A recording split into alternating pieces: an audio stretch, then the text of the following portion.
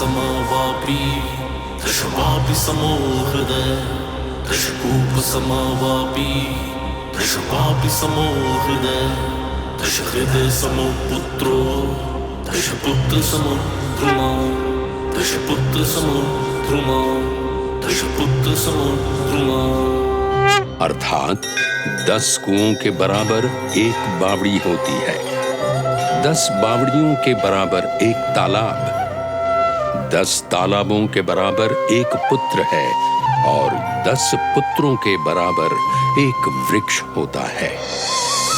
सदियों पहले मत्स्य पुराण में लिखा यह श्लोक भारतीय सांस्कृतिक मूल्यों में वृक्षों के महत्व और स्थान को दर्शाता है।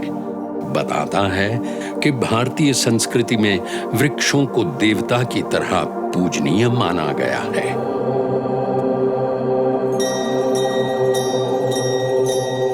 राजा भगीरथ इक्ष्वाकु वंश के महान राजा थे। ये वही वंश है जिसमें आगे चलकर पुरुषोत्तम भगवान राम का जन्म हुआ। राजा भगीरथ को उनके अद्वितीय तप और निश्चय के लिए जाना जाता है। उन्होंने अपने पूर्वजों जो कपिल मुनि के श्राप से भस्म हो गए थे को मोक्ष दिलाने के लिए 3 बार घोर तपस्या की। उनकी तपस्या के कारण ही मां गंगा स्वर्ग से अवतरित होकर पृथ्वी पर आई। आज उन महान तपस्वियों की भूमि विश्व प्रसिद्ध पतित पावनी मां गंगा का आंचल मतलब वाटरशेड कैचमेंट एरिया खतरे में है, खतरे में है, खतरे में है, खतरे में है।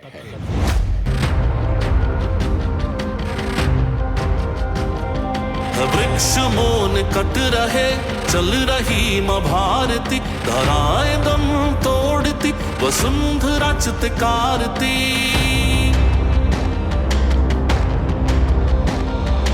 वृक्ष मोन कट रहे चल रही मां भारती धराए दम तोड़ती वसुंधरा चित्कारती। है मौन क्यों और कब तक हो भागीरथ हो पुनः उठो जटा सिरा को जोड़ गई नीड़ फिर से बुनाओ भागीरथ हो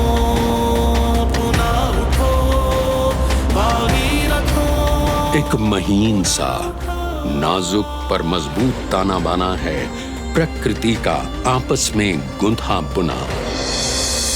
पेड़ बादलों को न्योता देते हैं, बारिश जंगलों को नहलाती है, पहाड़ी ढलानों पर उछलती कूदती धाराएं मिलती हैं और फिर नदियां बनाती हैं। पर हम तबाह करने पर तुले हैं उस ताने बाने को।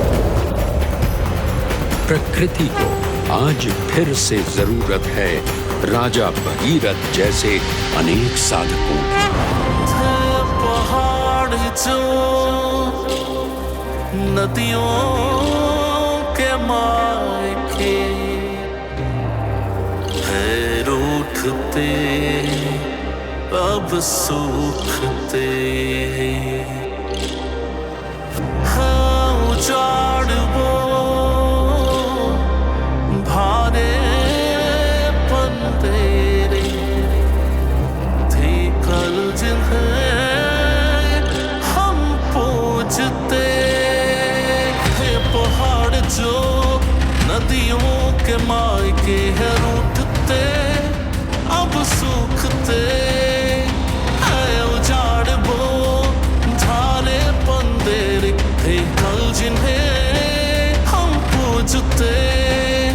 स्रोतों के पुनर्जीवन को स्रोतों के पुनर्जीवन को चाल खाल फिर से भरो भागीरथों पुनः उठो भागीरथों पुनः उठो।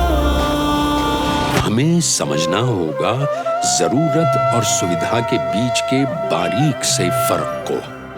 जरूरत जिंदगी के लिए है और सुविधा आराम के लिए।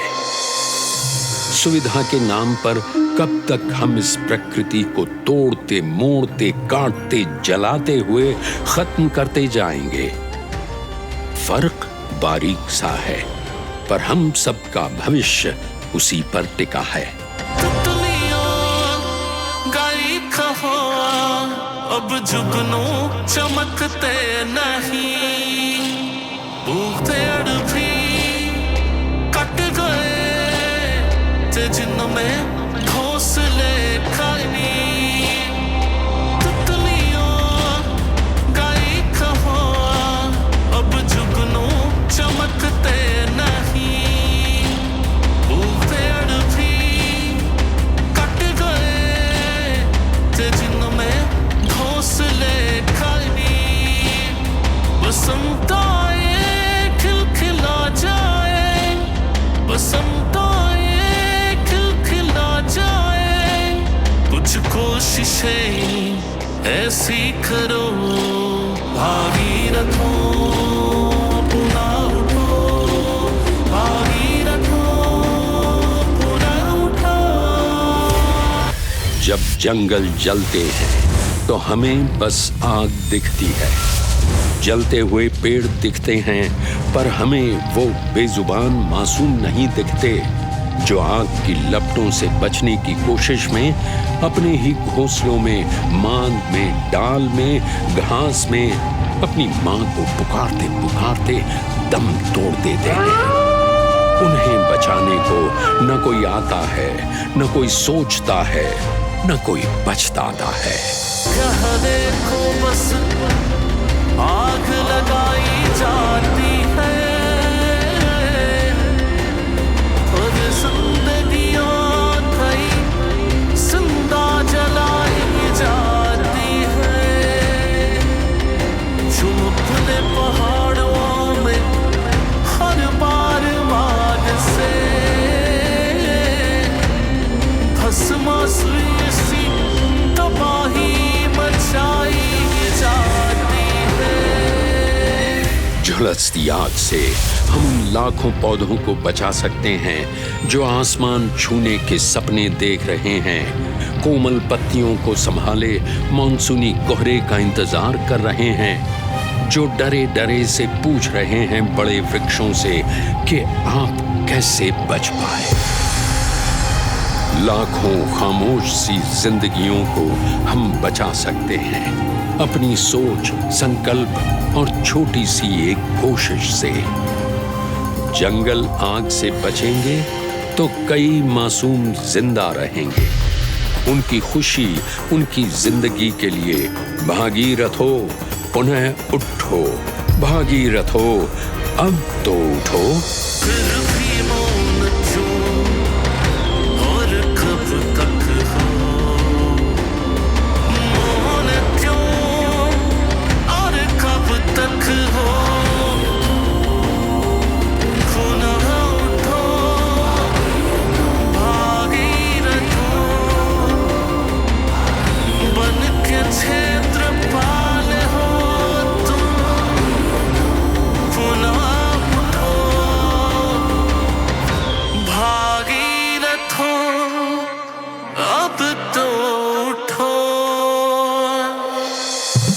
ये एक आह्वान गीत है, एक गीत है संकल्प के लिए, एक गीत है प्रण के लिए, एक गीत है जीवन के लिए, एक गीत है अपनी धरती माँ के लिए, एक गीत है प्रकृति योद्धा बनने के लिए।